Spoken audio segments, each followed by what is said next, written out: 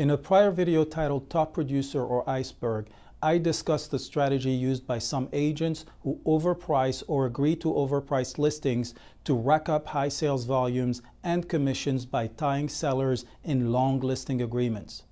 Let's assume you interviewed 3 agents and you are thinking about hiring the agent who agreed or offered to list your home at the highest price. Before you finalize and sign anything, I would recommend discussing with the agent and reviewing the listing agreement to make sure it does not have a very long term or a clause extending the listing expiration date every time you reduce the price.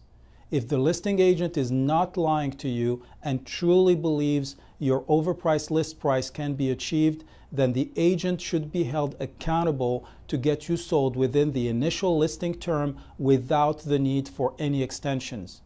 That being said, this video's purpose is to explain what is likely to happen when you overprice, depending on how the market is doing. So make sure you ask the agents you interview to help you understand with market data in what phase of the market they believe you are. Generally speaking, there are 3 scenarios. The market is in decline and prices are going down.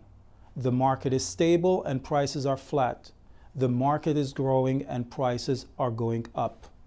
I will use some very simplified straight line charts to discuss these 3 scenarios. But before we start, I need to explain the charts I will be using.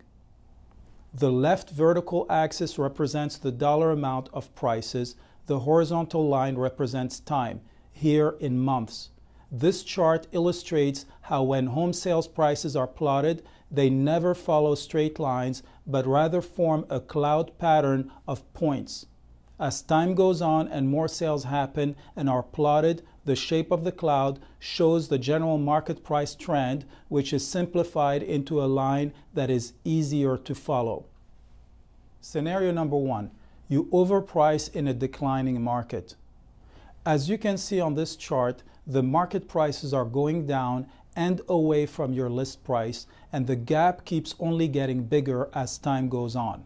It should be obvious to you that you will be chasing down the market, and if you want to sell, you will have to take quick and multiple price reductions to catch up with the market.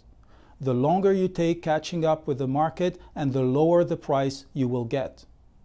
In other words, overpricing in a declining market will end up causing you to sell for less than what you would have gotten had you priced your home properly from the beginning. In this scenario, you will end up losing money or might not sell at all. You see, the agent does not lose much, but you stand to lose real money and time.